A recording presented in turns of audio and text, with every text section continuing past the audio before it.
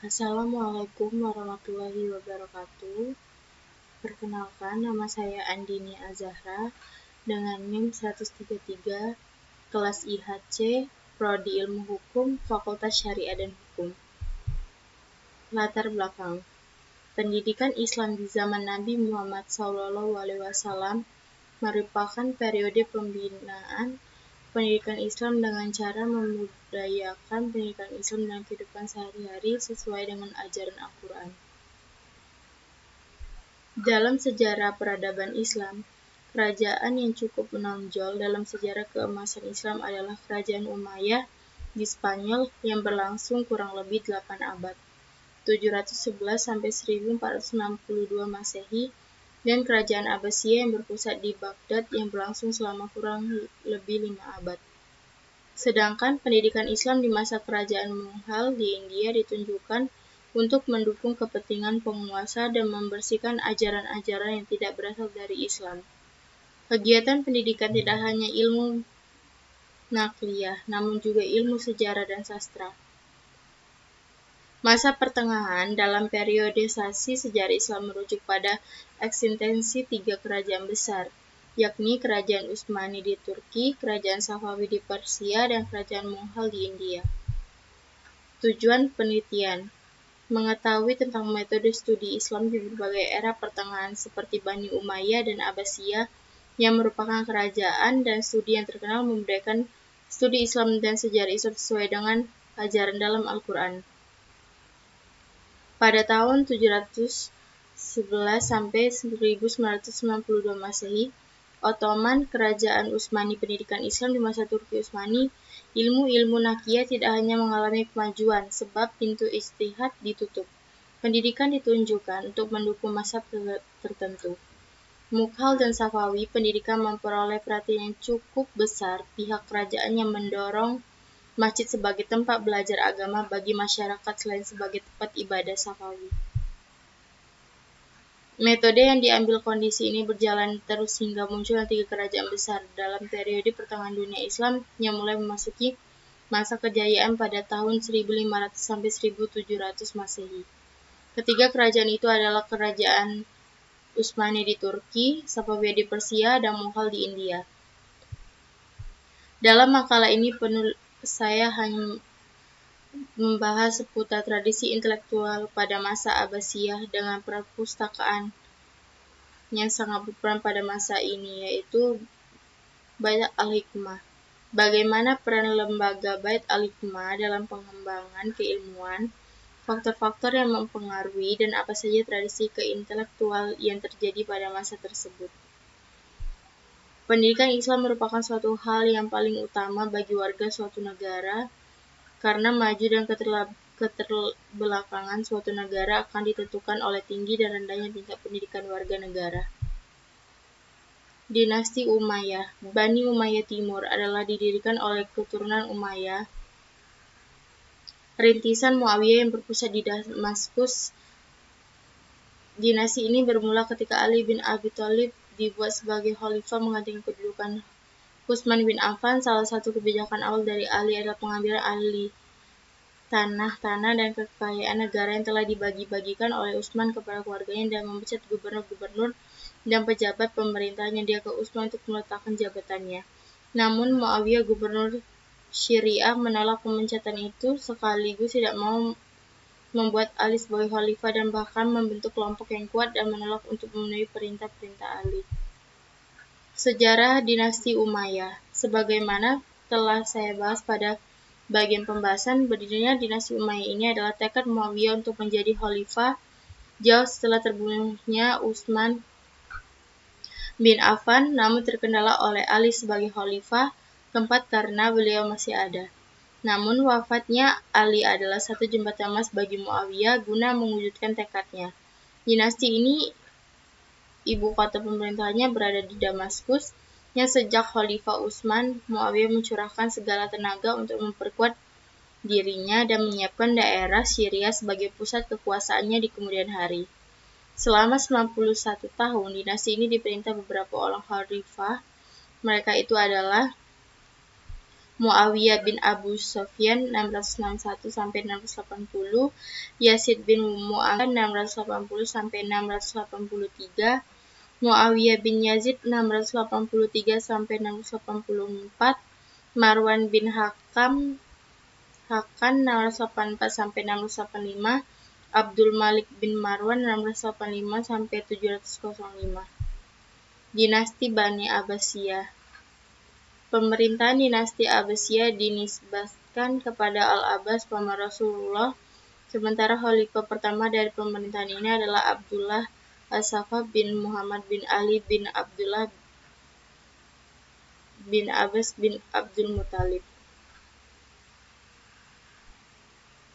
Para khalifah dinasti Abbasiyah, mereka memusatkan kegiatan di Khurasan dengan usaha ini pada tahun 1320 Hijriah sampai 750 Masehi. Tembanglah Daulah Umayyah dengan terbunuhnya Marwan ibnu Muhammad khalifah terakhir. Dengan terbunuhnya Marwan, mulailah berdiri Daulah Abbasiyah, diangkatnya khalifah pertama, Abdullah ibnu Muhammad dengan gelar Abu al-Abbas al-Saffah pada tahun 1300 sampai 1036 Hijriah atau 750 sampai 754 Masehi. Masa metode studi Islam di era Ottoman atau Kerajaan Turki Utsmani, di mana kekuasaan Turki Utsmani dan bertentangan tajam antara pendidikan sistem madrasah dan sistem holak Turki masa itu. Terdapat beberapa tempat khusus pengajaran tasawuf yang disebut Medhihana. Kurikulum pendidikan sistem holakah hampir seluruhnya mengajarkan buku-buku tentang sufi, sepertinya Masnawiyah Rumi, di mana menurut lembaga-lembaga pendidikan ortodoks isinya banyak dikuasai oleh ajaran panteisme yang jauh berbeda dengan ajaran lembaga pendidikan ortodoks.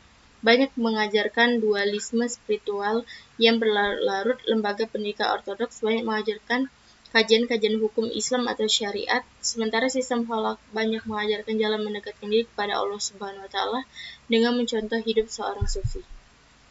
Masa sejarah berdirinya studi dinasti Mughal. Kerajaan Mughal merupakan kelanjutan dari Kesultanan Delhi, sebab ia menandai puncak perjuangan panjang untuk membentuk sebuah imperium India Muslim yang didasarkan pada sebuah sistensa antara warisan bangsa Persia dan bangsa India. Kemudian pasukan Ghaznawiyah di bawah pimpinan Sultan Mahmud mengembangkan kedudukan Islam di bawah ini dan berhasil melakukan seluruh kekuasaan Hindu dan serta mengislamkan sebagai masyarakat India pada tahun 1020 Masehi. Ghaznawi hancur, muncullah beberapa dinasti kecil yang menguasai negeri India ini seperti dinasti Khalji 1296 sampai 1316 Masehi, dinasti Tughlaq 1320 sampai 1412 Masehi, dinasti Syayid 1414 sampai 1451 Masehi, dan dinasti Lodi 1451 sampai 1526.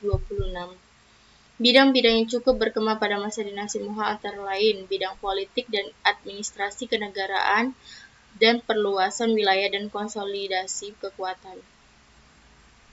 Pada masa Akbar terbentuk landasan institusional dan geografis bagi kekuatan imperiumnya yang dijalankan oleh elit militer dan politik yang pada umumnya terdiri dari pembesar-pembesar Afgan, Iran, Turki, dan Muslim asli India.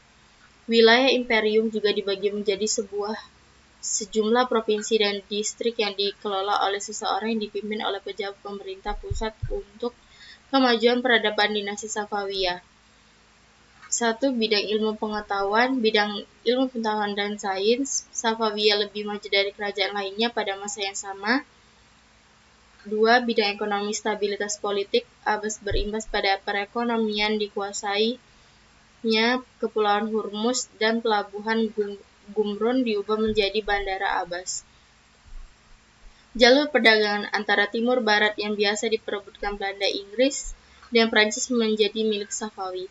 Bidang arsitektur, ibu kota Isfahan penuh dengan bangunan indah, jembatan raksasa di atas Zenrut, istana Chihil Sutun, 162 masjid, 48 akademi, 1802 penginapan, dan 27 pemandian umum.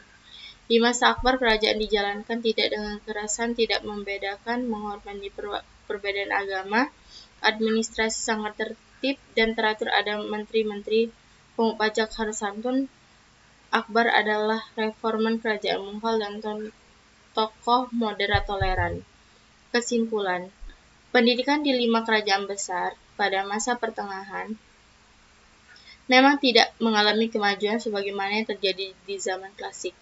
Pendidikan pada 3 kerajaan tersebut umumnya pada berorientasi pada pendidikan agama, dalam arti mengajarkan doktrin-doktrin di dalam Al-Quran dan Al-Hadis, dengan berdasarkan pada penafsiran, pembahasan, dan penjabaran yang telah dilakukan oleh para ulama pada masa klasik. Ijtihad dalam hati menggali, memahami, dan melahirkan pendapat baru dalam bidang hukum atau pemikiran ordinal yang berbeda dengan hasil ijtihad sebelum dapat dikatakan tidak terjadi. Mereka hanya menyimpan, memelihara, mengulang-ulang pendapat ulama di masa lalu, atau paling tinggi mereka melakukan penafsiran terhadap para ulama tersebut, atau dengan istilah lain disebut dengan mujtahid dalam mazhab.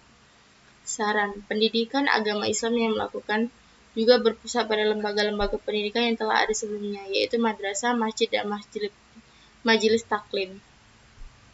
Adapun lembaga lainnya seperti perpustakaan, teaching hospital, pemikiran keagamaan, mereka lebih dipengaruhi oleh aliran Sunni tradisional dan Syiah. Sekian presentasi saya. Terima kasih. Mohon maaf apabila ada kesalahan. Wassalamualaikum warahmatullahi wabarakatuh.